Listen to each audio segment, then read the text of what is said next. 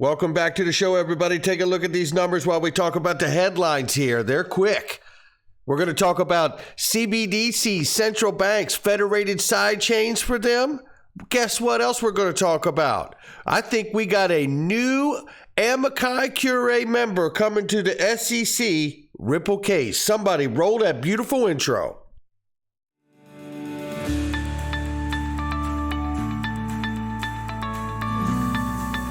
Digital Perspectives with Brad Kimes. Come on in.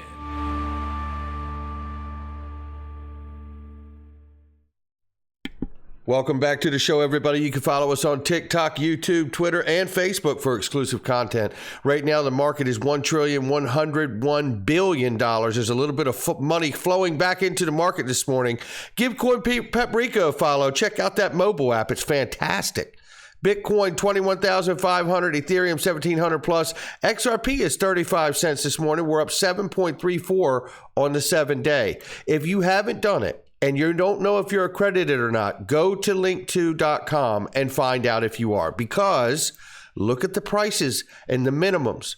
$5,000 minimum for most of these products on the platform, if not all of them. And look, this is what we're talking about. $39 a share. And $5 minimum, it's usually above 40. I've seen it, I believe, if I'm not mistaken, as high as 46 or 48 bucks a share, and $10,000 minimum. And look, you see this for all the stuff. I'm telling you guys this. And listen, if you're not accredited, be forward thinking. I know I am, and I want to be into these things, and I am into these things. Of course, I can tell you, as crypto goes as well, I never have enough of anything, right? So it's the investor in me. But look at this, $375 for Uphold as well. Good gracious, I've seen that as high as $750 and a $5,000 minimum as opposed to a $10,000 minimum. Don't mess around, because this doesn't last long. It could end very, very soon. Click the link underneath my video, even if you're a Link2 member already, and make sure you get that deal.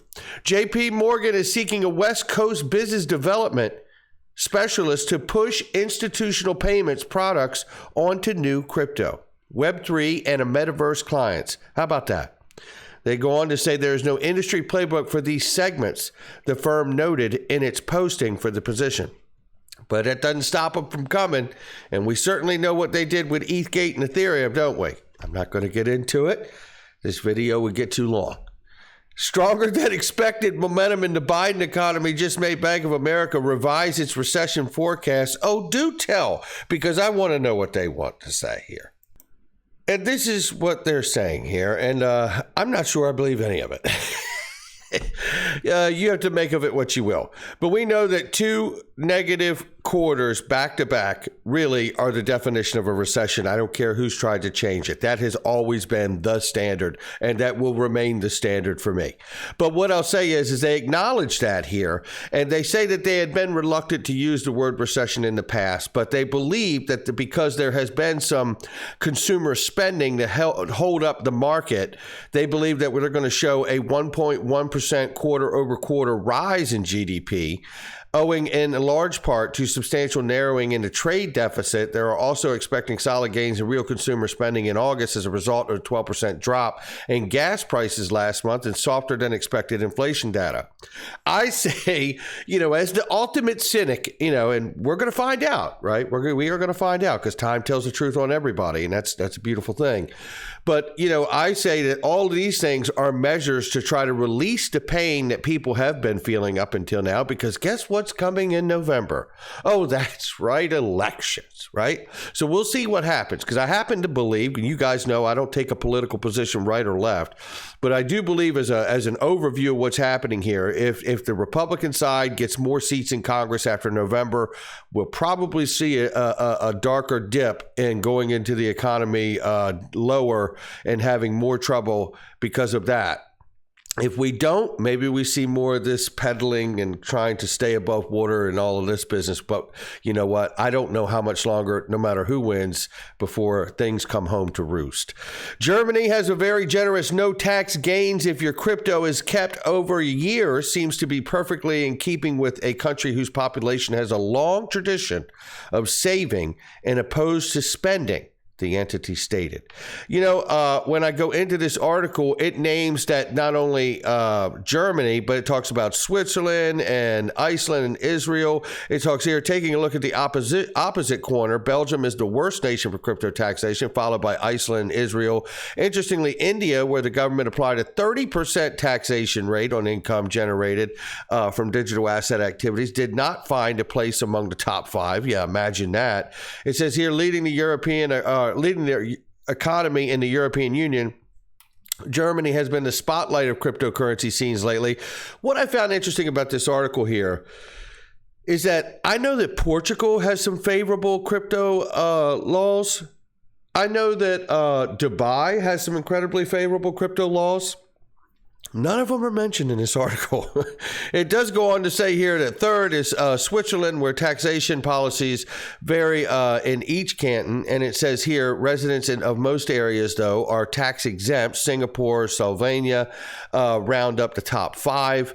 CoinCub also revealed that there were worse countries for crypto taxation for residents are Belgium, where citizens are slammed with 33% of their income generated from digital assets transactions is first. Moreover, crypto profits regarded from professional income could be taxed up to 50% in Iceland and Israel. Philippines and Japan are the other 4 nations on that list. Yikes, caramba.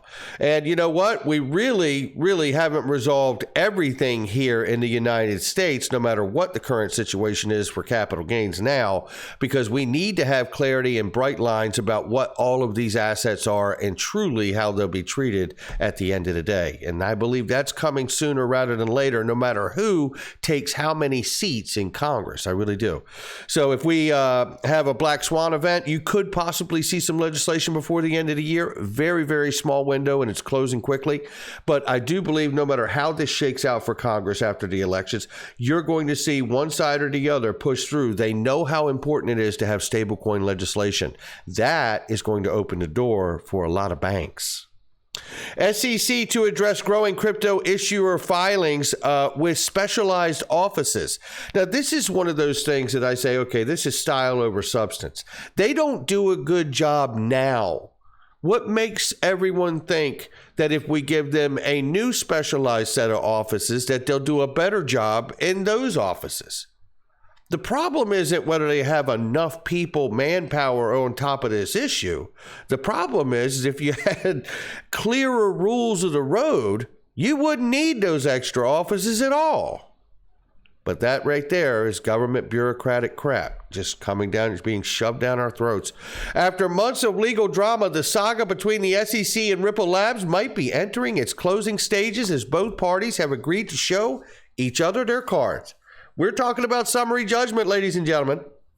And it's exciting because we know that Jeremy Hogan and others have said September 19th is a day to watch, because it's a day that we, the retail investors, will get to see more than we ever have when it comes to evidence in this SEC versus Ripple case. And I can't wait to see some of the information. Now, obviously, a large part of it will probably be redacted, but I believe there'll be enough in there for us to be able to surmise a lot of things that we've talked about for a very, very long time. Now, let's look at this. David Schwartz stressed that the XRP Ledger adoption is on fire in 2022. He mentioned that operational speed and attractive fee policy, amazing scalability is the XRP Ledger's main benefits, and we covered that. But that leads us to this, which is really here from Michael Branch. Give him a follow.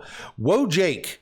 XRP Ledger contributor and enthusiast of Everscale platform explained why Federated Sidechains concept is a crucial one for central bank digital currencies progress. Let's take a look at this really quickly here, because it is very important. What a great thread this is. A look on how Federated Sidechains X Bridge by Ripple could possibly increase the XRP Ledger ecosystem chance at global CBDC adoption. Let's clarify first, he says, excuse me. It's somewhat clear to the general public that the government wants centrally controlled payment networks to act as a medium for the CBDC's regulatory enforcement and policy making. That is clear. The key problem with creating a brand new payment network dedicated for your own government needs and currency in a centralized environment is onboarding users and the necessary liquidity needed to stimulate the payment network with real value. Now, that is a moment. What he's saying right there is something we have spent an enormous amount of time on this channel. In any new up-and-coming network, onboarding users and value will always be a challenge. Ripple developers' new federated sidechain XBridge concept may play an incredible role for interoperability between different payment networks maintained by governments and the XRP ledger. XBridge enables the transfer of assets across different ledgers. XRP ledger and USD ledger or USD to the ledger. A federated sidechain can be centralized or decentralized, open or private. Its validators can follow any consensus mechanism. Any feature can be implemented to enforce the law and regulations. Very quickly, as an example, I just want to highlight some of the Middle East region where they have religious laws that are built into their monetary policy. Now imagine on a cross-border international level being on the ledger that sidechain has all of those built in for that specific country. And when it goes to do an exchange or a trade or a settlement with some other country, the federated sidechain, I imagine, comes all the way up to the end where it meets in the middle. You could use XRP as the bridge, and whatever rules and laws are on the other side of the receiver will be on a federated sidechain as well. So neither country has to abandon their laws and regulations. And I think that's just an amazing thing to understand it that way. So this totally fits government's needs and goals because they don't have to change what they do already, right? This actually complements it and helps it function even better in a new digital world on new payment rails and decentralized exchange like the XRP ledger. This totally fits government needs and goals. They're able to deploy their very own payment network dedicated to central bank digital currencies, CBDCs, and they're able to onboard users and liquidity from the XRP ledger without any barriers. There are a few reasons why governments aren't doing this publicly, mainly regulatory concerns and policy making. Additionally, the XRP ledger ecosystem lacks sufficient user liquidity and the infrastructure and talent needed to facilitate such mature ecosystem. And just to speak to that for a second, that's why we always talk about the idea and understanding that you could see cash reserves put up to back digital CBDCs launched on the XRP ledger. And that reserve right there could provide a floor price, not only a backing for the actual dollar being digitized, right? But that utility and liquidity brought onto the network can inform a price for XRP on the ledger because of it. So that is something to think about there. And again, the other part of this too is the policy making, the rule making, and all of that is respected by the federated sidechains, and there's no compromise necessary by any country involved. All in all, the XBridge concept is very valuable. The XRP ledger ecosystem and interoperability between different payment networks and such concepts will bring many new use cases to XRP. Currently, the XRP bridge or XBridge amendment is under review and testing on the Ripple code base. Credit to EFOX here. And it says, for helping me with the structure of this thread. Well, thank you to both of you for everything in your contribution here because it helps me to understand. I'm not the techie guy. You know what I mean? That is for damn sure. And I appreciate all knowledge on the matter. Right here, coming soon, says Perry Ann Boring. Uh-oh, if you look real close, I don't want to be a conspiracy theorist,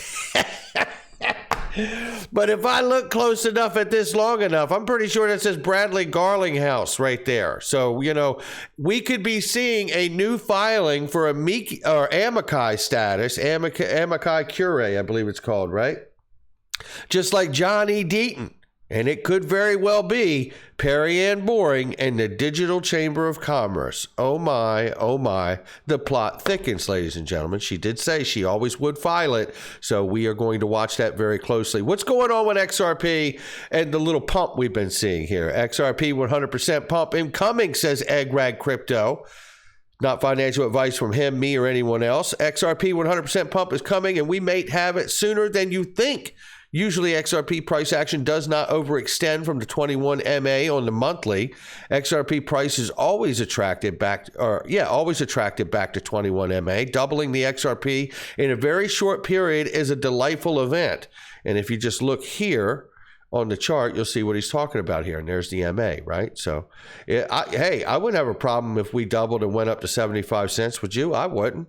But look, we're going to have to see what goes on. You know how I am. I think we're going to see a lot of fundamental news take place in order for that chart to have a real organic reaction. That's just my thought on the matter. So we will keep an eye on it. Again, not financial advice, but if you haven't done so, I love this little joke here. The rainbow was on your property, Mr. O'Toole, so technically you're responsible for claiming the gold as personal income. The luck of the IRS, right? And look, and if you have not done it, check out Clinton Donnelly. He is the foremost authority on crypto taxes.